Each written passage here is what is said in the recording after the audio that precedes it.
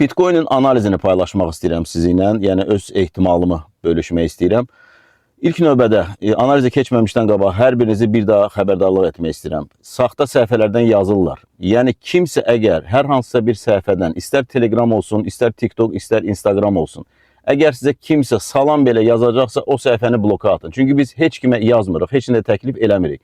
Səhifənin nüfuzu var, etibarı var. İnsanlar yəni paylaşılan videolardan etibar edib güvənirlər və dələduzlar da bundan çox gözəl istifadə eləyirlər və insanları aldadırlar. Orada fikir versəz, Emitrade gedir səhifənin adı, yəni saxta dələduzların səhifəsindən yazanlar.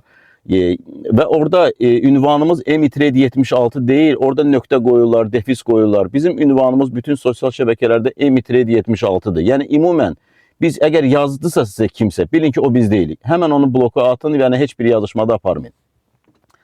Keçək indi analizə. Ümumən Bitcoin'in həftəlik qrafikinə baxanda, yəni bu mənim görüşümdür. Mən düşünürəm ki, Bitcoin 126 mini görməlidir geci tezi.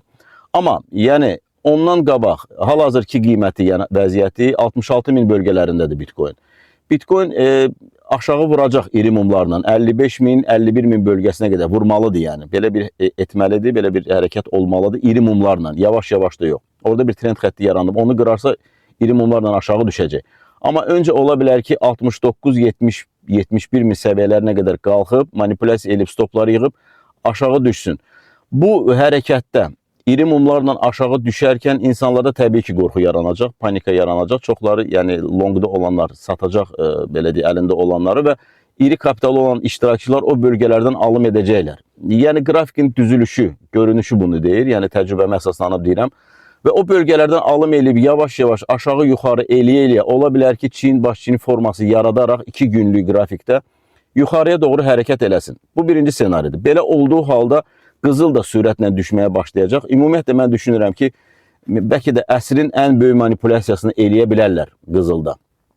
İkinci senari də budur ki, biraz yuxarı qalxıb, insanları yəni long göstərib insanlara, oradan da aşağı düşüb 10 minə qədər, 15 minə qədər o da düşməlidir. Yəni senarida belə bir şey də görürəm yəni. Ola bilər ki, belə bir şey də eləsinlər. Bəlkə indi yox. Amma nə zamansa yəni Bitcoin 10 min, 15 min, 3 minə qədər də hətta düşmə ehtimalı yəni az deyil. Bu bugün olar, gələn il olar, bu il olar bilmirəm. Amma belə bir ehtimalda mən görürəm. Amma hazırki vəziyyətdə həftəlik qrafikə mən baxanda 126 min bölgəsini görməlidir düşünürəm.